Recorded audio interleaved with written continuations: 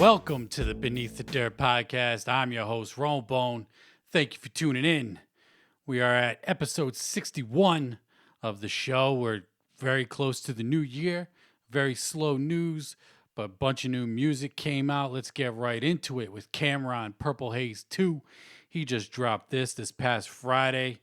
This album right here is the first Camron album I've actually heard in full. I've heard Camron music before, Purple Haze and who knows what else. He had songs on the radio and shit, MTV back in the day, but this is the first full album that I've heard from Camron. This Purple Haze 2.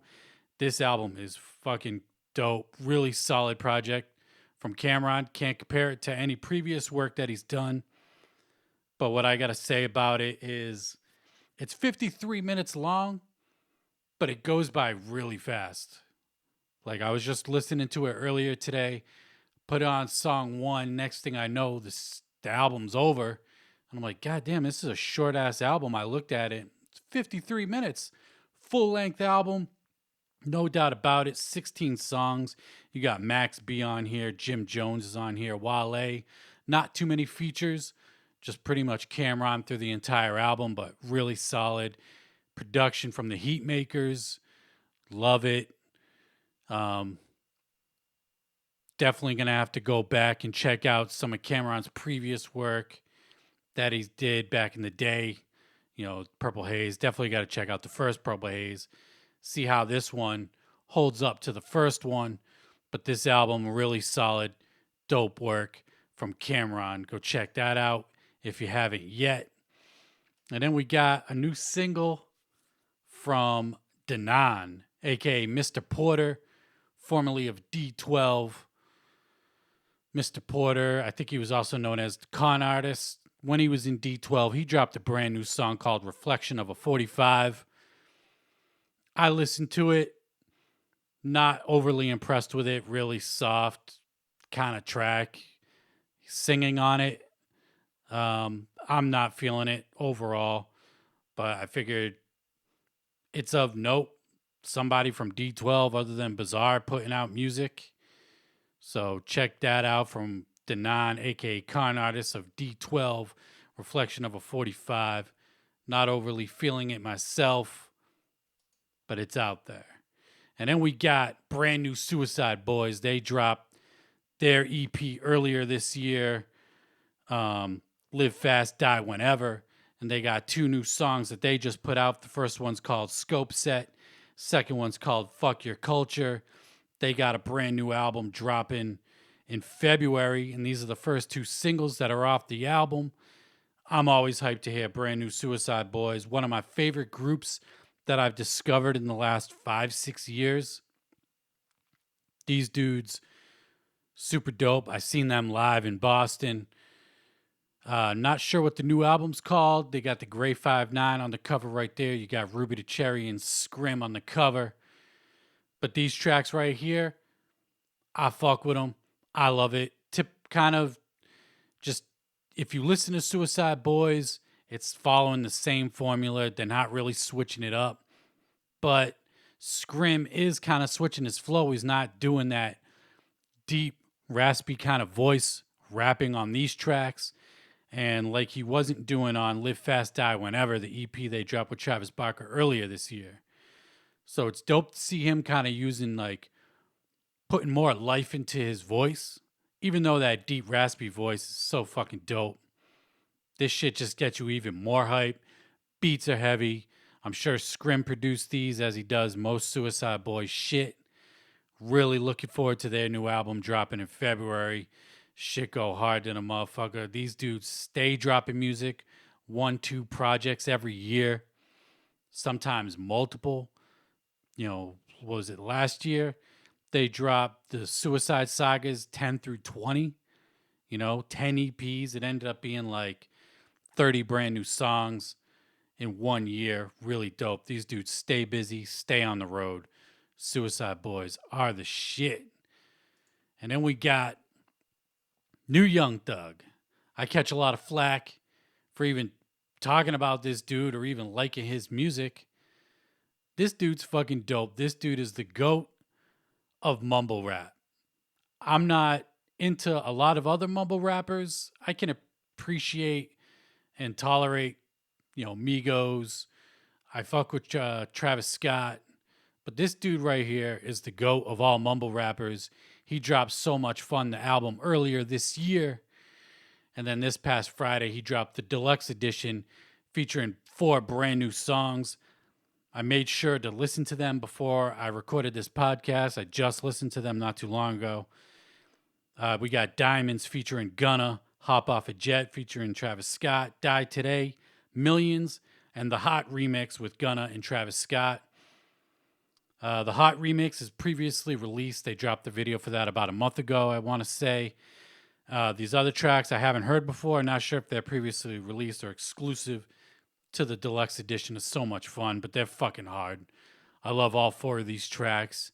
They're going to be getting replay, just like So Much Fun.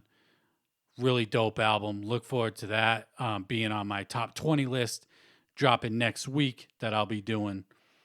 But Young Thug, the GOAT of all mumble rappers, in my opinion, love Young Thug. Go check that shit out. Check out the album So Much Fun if you haven't heard it yet. And then we got the EP, the brand new album from Sean Price, Lil Fame, Price of Fame, dropped this past Friday. 11 songs clocking in at 31 minutes. I've only got about halfway through it so far, and this is exactly what you would expect from a Sean Price, Lil Fame project. Just punch you in the face raps. Dope production. Don't know who did the production on here. It's the only downfall with digital music. You don't get the credits. Shit like that. Hopefully they add that to digital services at some point. I know Tidal does it, but I don't have Tidal. I have Apple Music. But this project from Sean Price, Lil Fame of MOP, dope shit. I fuck with it. R.I.P. to Sean Price. If you like that hardcore New York boom bap, punch a motherfucker in the face kind of music, this is right up your alley. Dope shit. Check that shit out. The Price of Fame from Sean P. and Lil Fame of MOP. And then we got King ISO of Strange Music. He dropped World War Me, Entry 3. This is the 3rd EP that he's dropped off his upcoming album, World War Me. So we got 12 new songs from King ISO. I've listened to 2 of them so far. The 2 that I listened to were dope. But with me, with the Strange Music releases, I'm not listening to the EPs. I want to listen to the full album when it's released. So we're up to 12 songs released for King ISO. How many songs he's going to have on his album? 12 songs could be a full album, So we're getting up there in songs that have been released for this dude. I'm looking forward to hearing the full project. King ISO is the shit. I fucked with his last album that he put out last year. Really dope shit. Haven't listened to any of these songs, but it is of note that he dropped brand new music this past Friday. And then this past week, we got brand new music from the Rydas. They dropped a song. It's not on digital, not on YouTube, but if you pre-ordered the album, they sent you the free download of the song We Got Mad Slugs. And did the slugs connect? For me, no. I'm not feeling this song. Personally, I like the first single a lot better. Had that West Coast kind of vibe with the synths on it. I really like the first single better than this We Got Mad Slugs. Of note, the We Got Mad Slugs beat is in fact a jacked beat, a stolen beat from Boss and JID. The song is called Fried Rice. I never heard that song. I'm pretty sure it's a newer song that was released earlier this year when I looked it up. But you got Lil Shank on here, Cell Block is on here, and then you got Young Wicked, ROC, and Lex the Hexmaster. I have no idea what their riders' names are going to be. So I don't know if the first song was indeed a jacked beat that they released, but I do know that this one is. Will it be a mixture of original beats and stolen beats? I think if it's Rydas, it's got to be all jacked beats. Usually they go with more known beats that they would jack on the old Psychopathic Rydas albums.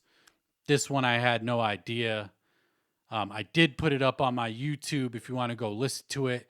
That's how I found out who jacked a beat, because I didn't get a copyright strike, but I did get, a notification that I couldn't monetize the video or anything like that, because it was from Boz and JID Fried Rice song. So that's how I know this is indeed a jacked beat. Album drops in just over 2 weeks, January 9th. I think it's just going to be an entire Magic Ninja compilation, kind of like they did with Year of the Sword. I've said this before, but it's just going to be Rydas, jacking beats, maybe original beats in the mix too. Not really sure. My expectations for this album are pretty low. I pre-ordered the album, so I should be getting it hopefully before the release date. I doubt it will be up on digital service providers, Apple Music, Spotify, all that shit. If they are in fact jacking beats. So my expectations are kind of low, as they were with every new Psychopathic Rydas album that was dropping. Anything after Riding Dirty for me was just kind of, they were dope albums, don't get me wrong, but nothing will ever live up to Dumpin', that original album. ICP, Twisted, Blaze, Misery. So fucking dope. I don't think anything could ever live up to those first two albums. I'll throw in Riding Dirty in there too, because that was a fucking classic album. ICP, Twisted, Blaze. Love that album as well. But check that shit out. January 9th. Psychopathic. Nope. The Rydas will be dropping. Not Psychopathic Rydas. They drop in the psychopathic part, and we're just getting Rydas. And check that shit out. And then we got upcoming, or an announcement rather. N9ne announced his new tour with Jelly Roll on upcoming this spring. And on the flyer itself, he announced the release date for his new album, EnterFear. EnterFear is set to drop April 10th, 2020, just under a year from when he released his last album, N9ne, which y'all know I fucking love that album. But are you ready to EnterFear with N9ne April 10th, 2020? I have said, and I will continue to say, this dude's biggest downfall is releasing too much music too fast, too soon. I don't know. EnterFear releasing in under a year from his last full-length album. Take your time with the releases. You nailed it out of the park with N9ne, but I feel like that was kind of luck, because the last handful of collabs albums were not good. The Storm was a decent album. Planet was not a good album, in my opinion. What was before that? Special Effects was a decent album. Pretty solid. But your biggest downfall, in my opinion, N9ne releasing too much music too soon. I'll be definitely checking it out. N9ne's one of my favorite rappers ever. I'd put him in my top 10 favorite rappers of all time, without a doubt. So I only say this because I know he's capable of putting out classic material. And y'all know, in my opinion, N9ne does not have a classic album. People say Angelic, Absolute Power, Ever Ready. I disagree. I don't think any of those albums are classic. I think they're great albums. But they're all 2 or 3 songs too, I don't want to say too long, but there's a few songs on those albums that could be cut in order to make those albums classic. And N9ne, in my opinion, his last album he put out Like I said, I think he got lucky with how great of an album that is. But it has become one of my favorite albums from Tech N9ne. Love that album. It's so fucking dope. Nailed it out of the park with Nina. Really dope. And then not only that, on the flyer for the tour, but we got an announcement for Jelly Roll's new album rather, A Beautiful Disaster, dropping February 21st, 2020. So just under 2 months away, we're getting Jelly Roll's brand new album, A Beautiful Disaster. Strange Music, Tech N9ne, they were all talking earlier this week. Big announcement coming on Friday. I thought for sure the big announcement was going to be Jelly Roll joining Strange Music, but that was not the case. Pardon me. It was, in fact, the tour with Jelly Roll and Tech N9ne. I still think we're waiting for the announcement of Jelly Roll to be announced as the next Strange Music artist. I'm aware that they announced their new artist this past week. I don't know the dude's name. Looked like a cornball to me. But whether this comes out on Strange Music or not, I'll be checking out Jelly Roll's new album. His feature that he did on Tech N9ne's Nina was fucking amazing. That singing that he did on that song was so fucking good. And that was pretty much my introduction to Jelly Roll. I've heard him on a couple other things, but that right there was like the shit for me. Love that track on FU on the Nina album. So check that out. New Jelly Roll dropping soon. And then we got an announcement from Stevie Stone to keep it Strange Music. This Friday, he's going to be dropping Black Lion Segment 1. I can only assume this is going to be the first of 3 or 4 EPs before his next album, which again I'll assume is called Black Lion. Stevie Stone set to drop his next project very soon. So new EP from Stevie Stone coming this Friday. And that'll be dope. I fuck with Stevie Stone. You know, nothing he's done has been like overly great. It's been good. Love the dude's voice. I think he has that, chance to really cross over. But it just seems like if you're not Tech N9ne on Strange Music, the fans really don't take to you. Had that whole situation with Cut Calhoun a few years back. We had that situation with Chris Calico just a couple months back. Ritz left Strange Music, in my opinion, because I think he felt like he outgrew the label.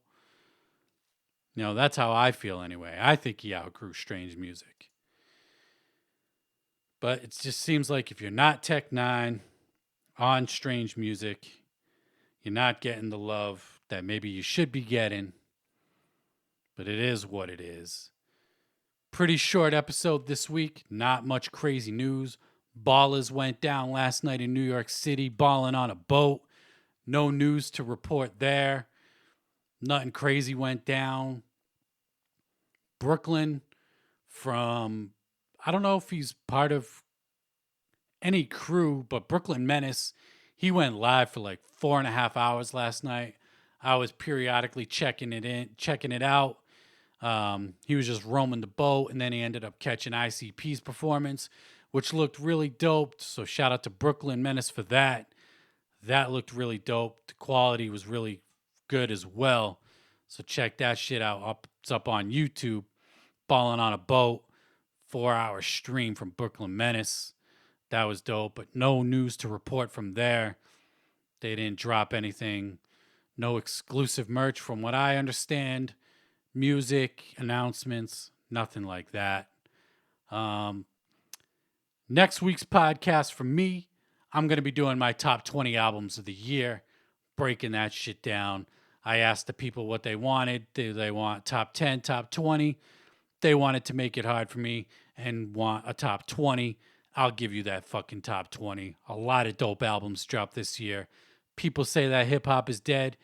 couldn't be any further from the fucking truth. Hip hop is far from dead, if you ask me. If you just have your ear in the right spot, you know where to go. You know where to, what to check out, what to listen to. So I'll be dropping my top 20 albums next week. And another thing you can look forward to from me, I'm going to be doing a year-end wrap-up podcast. Not sure when that's going to drop yet. I just came up with that idea today. Basically, I'm just going to go through every episode that I recorded this year and break down all the news, how I feel about it now versus how I thought about it then. Could be a longer episode. I have done about 50 episodes or so this year. So be on the lookout for that. Not sure if that'll drop this week or next week, but it's coming. Top 20 albums. That'll be dropping as well. And that's pretty much going to wrap it up for me this week. And I appreciate everybody that tunes in. Be on the lookout for the top 20 albums of the year. The year-end wrap-up, that'll be dropping as well. And until next time, I'm out. Peace.